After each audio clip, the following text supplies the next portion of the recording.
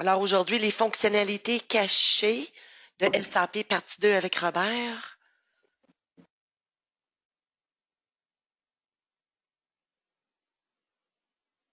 Désigné comme présenteur. Voilà. C'est à toi, Robert. C'est bon. Parfait. Alors, bonjour à tous. Oui, comme Tracy l'a mentionné, j'avais déjà fait une première partie il y a quelques mois déjà, où on avait parlé, ou en tout cas, j'avais l'intention de parler de tous ces sujets-là. Euh, dans un court temps de 20-25 minutes ou même une demi-heure, on n'arrive pas. Des fois, on a beaucoup de trucs à montrer, on n'arrive pas à tous les faire. La Il y a dernière peut-être fois, des ça a trucs. pris 45 minutes. 45 minutes, OK. La Fait que dernière, oui, c'est ça, on avait dépassé. Tu étais j'aurais sur pas un le temps rôle, de là. montrer, j'aurais pas le temps de tout montrer ce que je voulais montrer. On va peut-être en revenir sur des trucs qui étaient sur le menu de la dernière fois. Aujourd'hui, voyez-vous, j'ai 2 pages encore de trucs que je pourrais vous montrer. C'est Il y a bon. des grosses chances. Il y a des grosses chances qu'on n'ait pas le temps de tout voir. Mais dans le fond, quand on parle de fonctionnalités cachées, c'est comme la dernière fois, c'est pas nécessairement des trucs qui sont difficiles à trouver. Ils sont peut-être juste là devant nous, mais on ne sait pas à quoi ça sert ou on les a oubliés, on a plus de, on perd l'essentiel de ce qu'on pourrait faire avec ces trucs-là. Alors, je vais vous montrer ici, bon, si je peux sortir de ce document-là. Je vais aller sur une base de données démo. C'est sûr, ici, moi, je suis en SAP version ANA, mais l'essentiel de ce que je vais vous montrer aujourd'hui, si vous êtes sur une base SQL, va être disponible aussi. Euh, la première chose, on va aller dans les icônes en haut. Il y a un petit truc ici, je ne sais pas si vous êtes familier avec ça. Il y a un truc ici qui s'appelle lancer des applications. Qu'est-ce que ça nous permet, ça? C'est un peu des raccourcis qui nous permettent d'aller voir des trucs qu'on voudrait utiliser souvent dans le système. Par exemple, j'ai un PDF ici quand je clique dessus, c'est un peu comment créer des rapports cristal. Fait que je pourrais rattacher des documents, des instructions, etc. On peut attacher des documents Word, des documents Excel. Je fais des états financiers, j'aimerais voir un document Excel régulièrement pour le mettre à jour. Je pourrais venir l'importer. Tout ce qu'on a à faire, c'est d'aller dans l'application ici. Je vais dire, OK, je veux un nouveau document. Je vais trouver mon document dans un répertoire qui est accessible sur mon ordinateur. On va prendre un fichier Excel. On va en avoir un. OK. Ici, c'est des items qui servent à être importés par des TW. Je peux l'appeler item.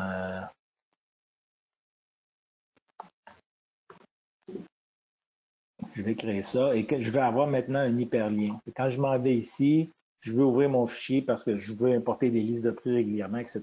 Ben, je vais pouvoir ouvrir mon fichier Excel, faire les ajustements que j'ai besoin, le sauvegarder à nouveau et utiliser ce fichier-là pour faire des imports, etc. Qu'est-ce qu'on peut ouvrir avec ça? On peut ouvrir des applications exécutables. On peut même ouvrir, comme ici, c'est un répertoire. Je peux ajouter, il y a des répertoires où j'aime obtenir, il y a plusieurs fichiers dans lesquels j'aimerais accéder en même temps. Fait qu'au lieu d'ouvrir un fichier en particulier, je peux ouvrir un répertoire. Je vais aller, mettons, sur le répertoire Fogestic. Ce que j'ai à faire, c'est de copier le lien.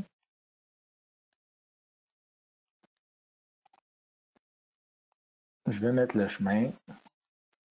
Je vais dire, OK, c'est mon folder Logistic. Et c'est un format, une commande pour chercher un répertoire. Et à ce moment-là, quand je vais cliquer là-dessus, tout de suite, ça va ramener dans mon répertoire. Fait que ça m'évite, surtout c'est des répertoires où on a beaucoup d'arborescence, où on est à 7-8 niveaux, ben, tout de suite, je peux aller au dernier niveau et aller chercher exactement ce que j'ai besoin. Alors, c'est un outil qui est très, très, très, très pratique et que vous pourriez utiliser dans votre quotidien. On appelle ça lancer les applications. Deuxième truc qui est là et que souvent les gens n'utilisent pas, c'est ce qu'on appelle les activités. on va retrouver ça surtout dans la section partenaires. On retrouve des activités. C'est quoi une activité? Mais en fait, c'est une interaction qu'il peut y avoir avec soit un client, un fournisseur, un collègue, etc., ou des trucs qu'on veut se rappeler de faire. Ce qu'on va voir souvent, ce que j'ai vu souvent chez les clients,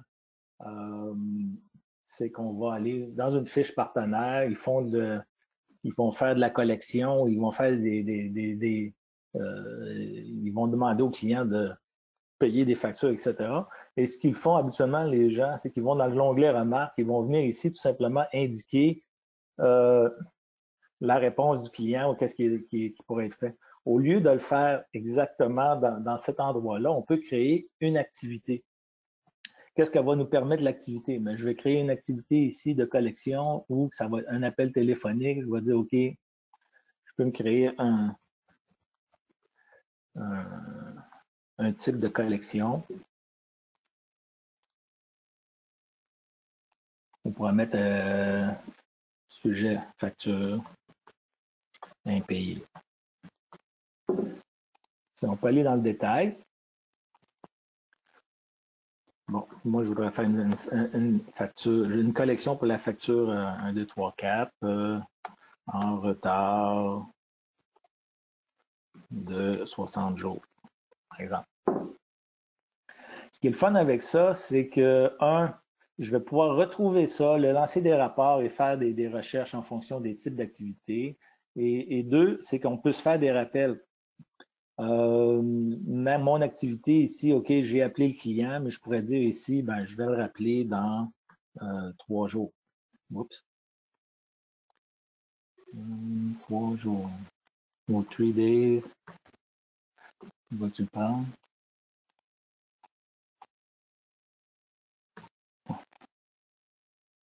Habituellement, il le prend. Plus, bon, j'ai un petit peu de misère ce matin. Là, je l'ai mis en français. En anglais, je marque 3 days, 3 days, ça va fonctionner.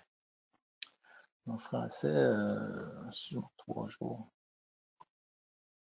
Je me souviens plus de l'appellation qui est utilisée en français. Non, 3 journaliers. OK?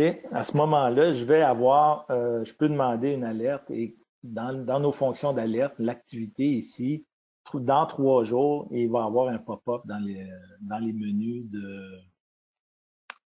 On va créer l'activité.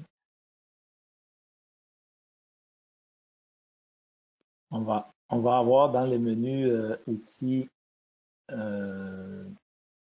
nos alertes régulières. Dans 3 jours, il y a une alerte qui va sortir ici, qui va me popper pour me rappeler, je devrais faire quelque chose, rappeler le client, etc.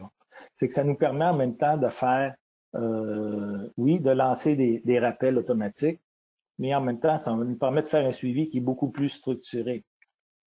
Quand je vais aller sur ma fiche partenaire, je vais pouvoir ici regarder et faire afficher toute la liste de toutes les activités qui ont été créées et je vais avoir exactement un portrait global. Bon, en fonction des listes, il y a quelque chose que je voulais vous parler aujourd'hui. Je pourrais peut-être vous en parler tout de suite. Là, je tombe sur une liste qui est plus globale.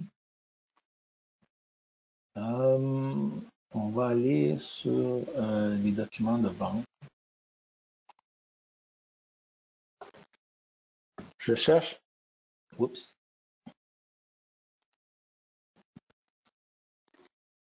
On va se mettre en mode recherche.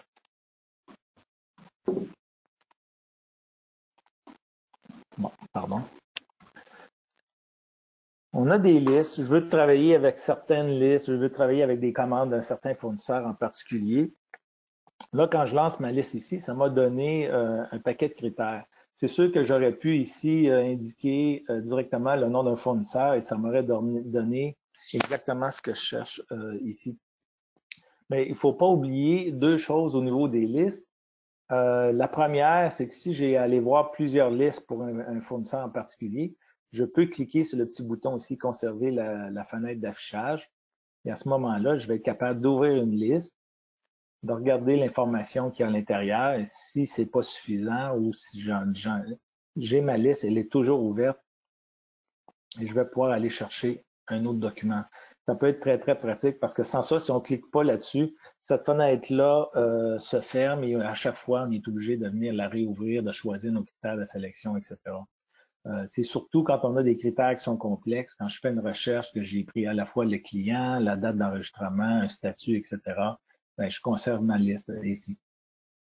Si au niveau de ma liste ici, je n'ai pas suffisamment je ne l'ai pas suffisamment filtré au départ, ben il y a des fils supplémentaires qui sont disponibles en fonction des colonnes. J'aimerais voir seulement les documents qui sont en attente. Mais là, je pourrais ici ajouter un fil supplémentaire pour mettre mon statut égal à document en attente.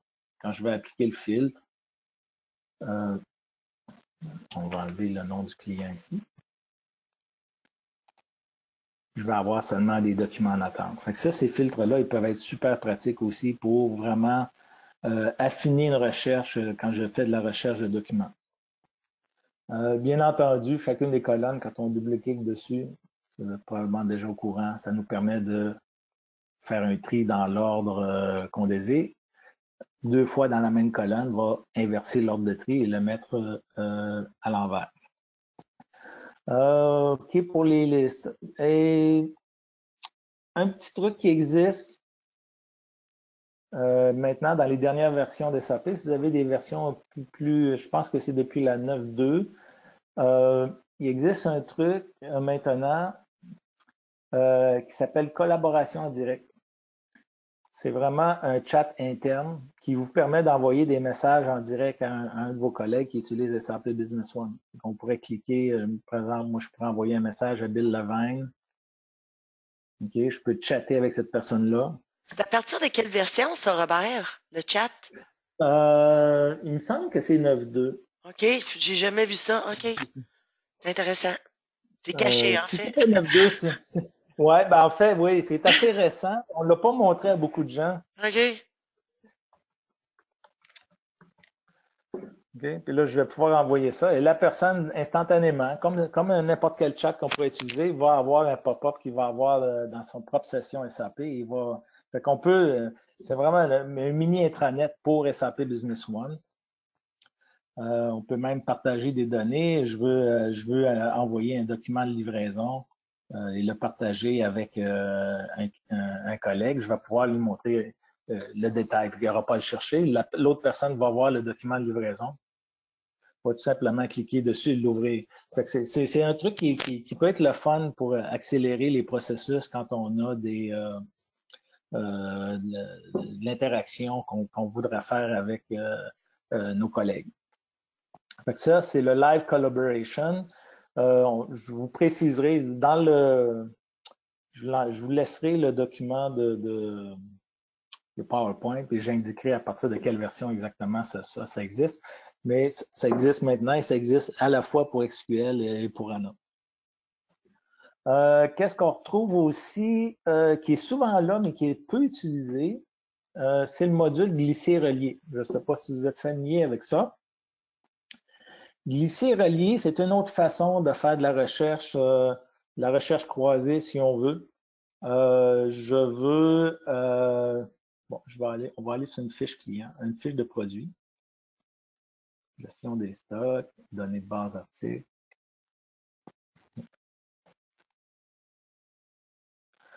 OK.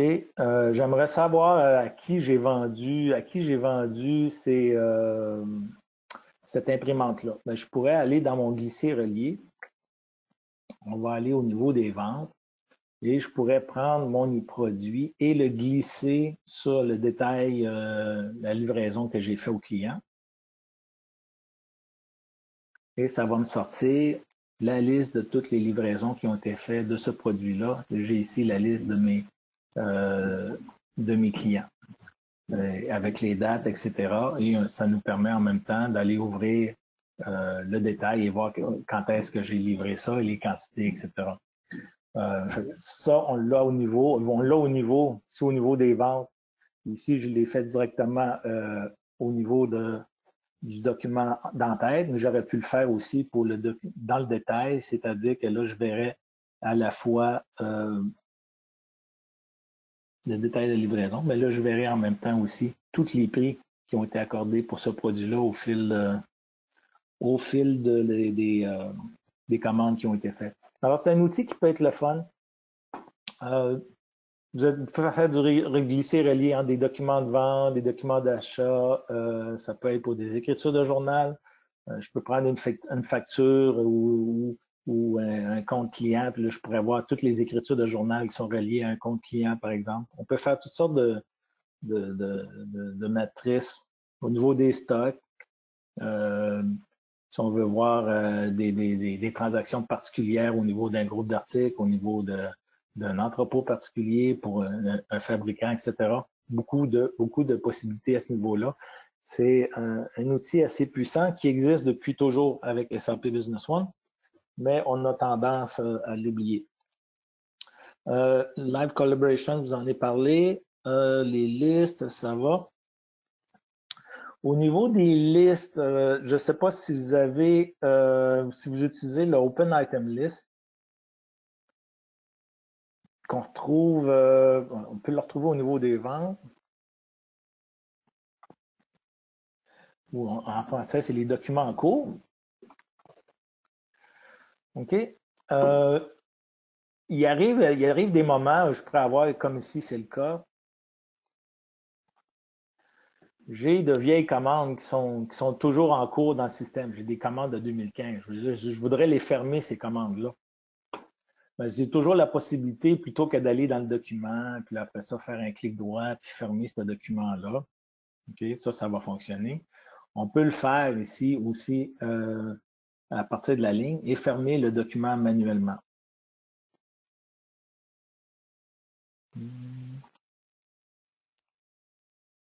OK?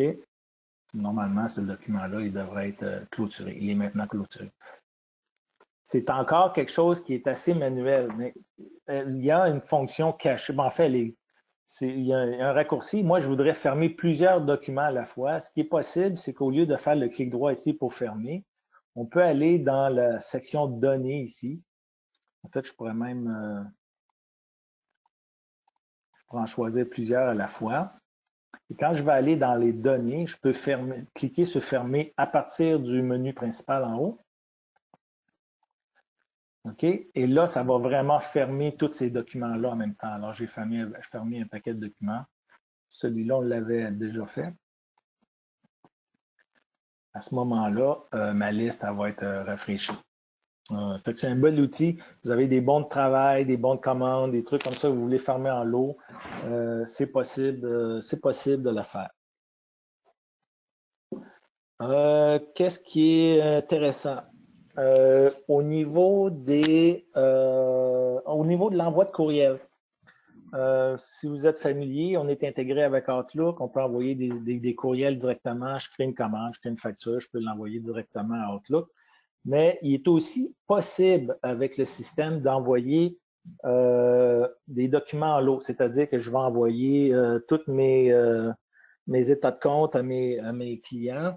Je peux les envoyer en lot. C'est possible de le faire. Mais comment est-ce qu'on ferait ça, envoyer un état de compte en lot pour que chacun puisse recevoir son état de compte?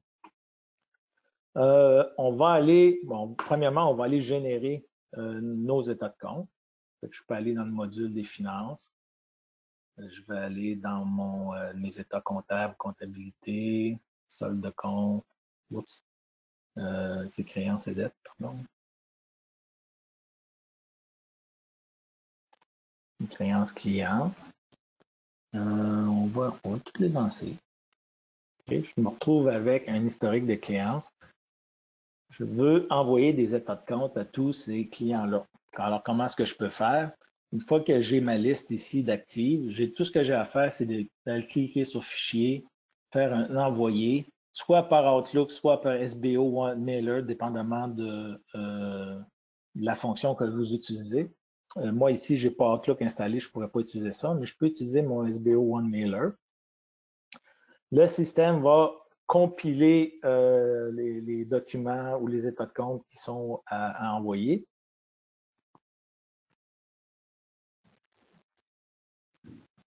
Il y aura un petit message qui apparaît bientôt. Hey, j'ai une petite question, moi, Robert. Oui, oui. Si tu utilises avec, au lieu de SBO Mailer, mais le Outlook, tu vois, comme moi, j'utilise Boyum, là, tu sais, pour mes envois des tas de comptes ou des choses Mhm, comme ça. mhm. Mais est-ce que si tu l'envoies de SAP puis tu utilises l'option Outlook, ça va-tu garder une trace de mon Outlook de l'envoi? Oui, oui, Oui. c'est supposé de garder une trace dans OK. ton Outlook. OK. Euh, pour envoyer en lot, le SAP utilise ce qu'on appelle des groupes d'emails. Fait que quand vous envoyez des trucs en lot, vous allez pouvoir définir des personnes ou des groupes de personnes qui pourraient recevoir l'état de compte. Ça pourrait même pour des factures. C'est quoi l'idée derrière les groupes? Ben, ce qui pourrait, on a prédéfini, comme ici, ça pourrait être les comptes payables, on a prédéfini les personnes qui vont recevoir nos états de compte, ou on a prédéfini nos personnes qui vont recevoir. Et c'est dans chacune des fiches partenaires. Quand on va dans la fiche partenaire,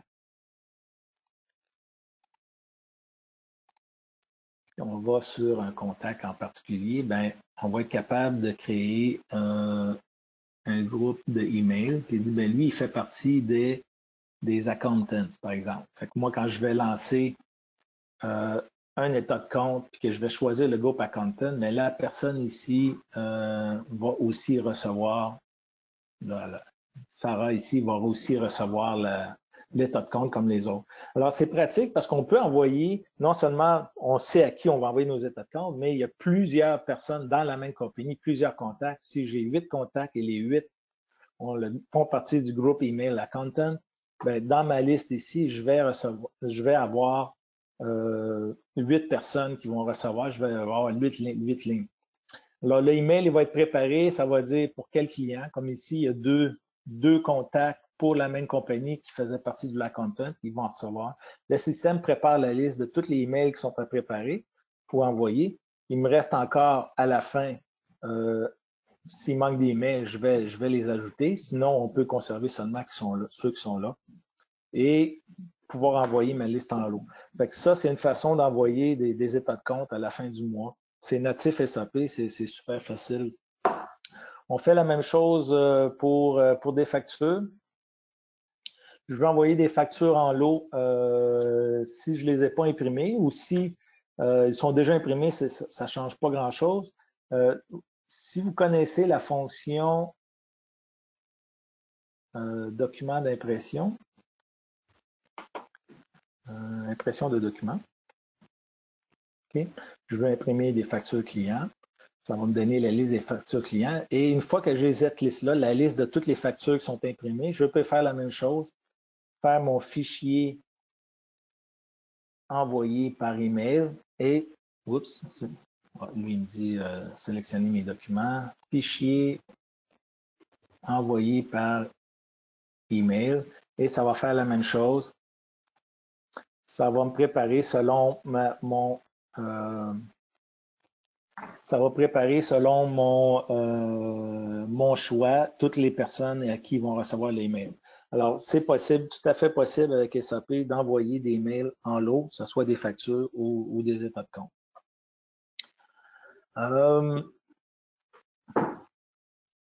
On va passer, ça c'était les plus gros. Oups. Je choisis mon état de compte, etc. et ça va partir. On ne lancera pas d'emails ce matin. Des petits trucs, on va passer des petits trucs en rafale. Au niveau des j'ai un document d'achat, commande fournisseur. OK. Je devrais tomber. S'il arrive ici, on est ici, il y a toujours des cas où les colonnes, ça arrive de temps en temps dans des listes, etc. Les colonnes, ils sont toujours mal placées et comme je le fais présentement, c'est un petit peu agaçant d'aller manuellement ajuster nos colonnes manuellement pour qu'elles soient correctes. Il faut que je la place là. Des fois, c'est difficile à rattraper. SAP fournit un outil qui est super pratique. Si vous avez la chance de l'utiliser, c'est des fois beaucoup plus rapide. Vous allez dans l'affichage, vous faites adapter largeur colonne et tout de suite, vos colonnes se rajoutent à la bonne largeur. OK. Si vous êtes familier avec le copy-paste, c'est une chose, mais plus juste pour vous rappeler que on peut copier le contenu d'une table au complet en utilisant le copier-table. Okay? Et je pourrais créer un nouveau document à partir de cette table-là. Et quand je vais aller ici, quand je vais faire mon oups, je vais choisir mon. Alors, c'est un peu la même chose que le dupliquer.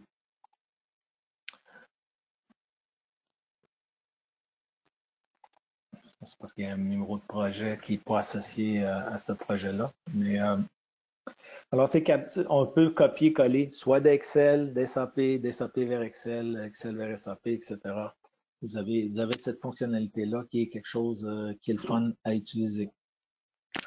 Au niveau des copiers, vous êtes probablement familier pour la plupart, quand on a une commande, je veux faire une livraison, ben, la façon la plus rapide, je fais un copier. Oups, je vais créer ma commande. On veut créer une livraison, je vais faire un copier vers, puis ça va aller vers le. Bon, ici, c'est une commande fournisseur. Je veux faire ma réception, etc. Je voudrais faire des livraisons en lot. J'ai un client qui a fait 3-4 commandes et je voudrais tout mettre sur la même livraison. Comment on fait? Plus, l'outil des SAP nous permet de jumeler des documents sources en un seul document enfant. Si vous n'êtes pas familier avec ça, par exemple, je voudrais faire une livraison basée sur plusieurs commandes à la fois. Oups. Comment il s'appelle? Maxitech. OK. On peut faire, au lieu d'un copier vers, un copier de, c'est-à-dire qu'on va au document final, le document que je veux avoir, et je vais faire un copier de mes commandes clients. Ce que ça va faire, c'est que le système ici, il va ouvrir toutes les commandes clients de Maxitech, dans mon cas, parce que c'est Maxitech, et il va me dire, ben, quelle commande que tu veux livrer. Je pourrais choisir 3 commandes. OK? Et là, le système va me dire, est-ce que tu veux toutes les données de ces commandes-là ou est-ce que tu veux choisir spécifiquement certains items sur ces commandes? Fait que là, mettons que je dis, je veux tous les items, ça va vraiment me donner la liste de tous les produits qu'il y avait sur les 3 commandes en question. Ici, ça va me dire, ben ça, c'est la livraison basée sur les commandes 732, 735, 739, etc. Ça va bien vraiment faire un jumelage. On va la créer. OK, il y a des trucs qui ne sont pas en stock, ça on va pouvoir l'enlever.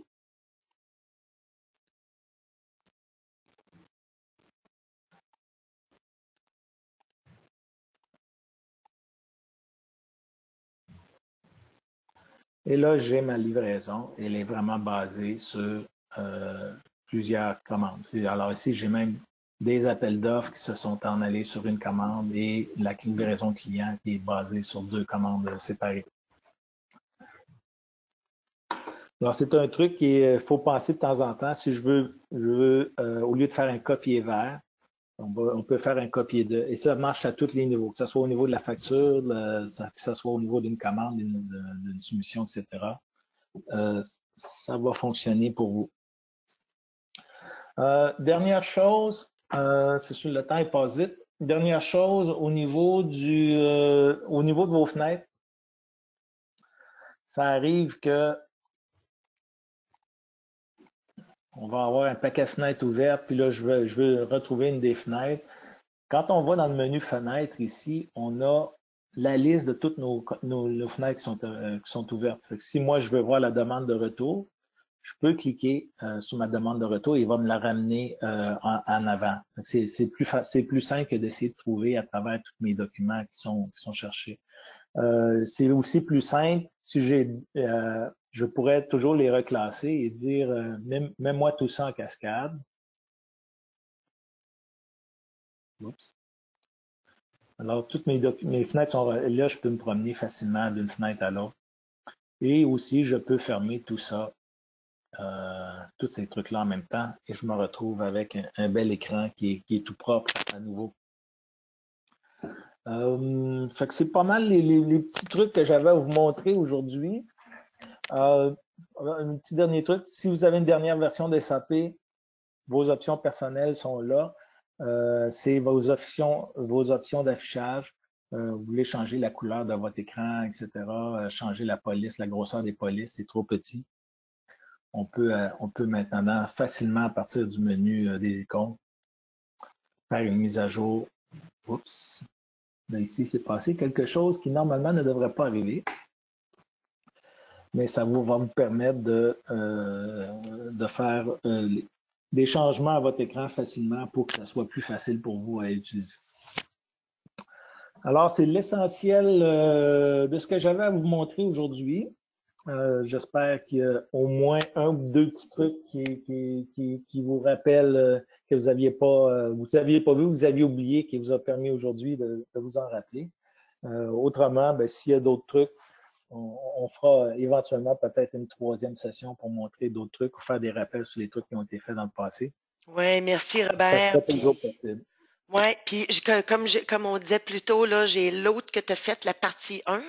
Fait qu'on a tout ça rendu sur notre page YouTube de Forgestic, dont celui devrait être disponible également sur notre page section vidéo la semaine prochaine.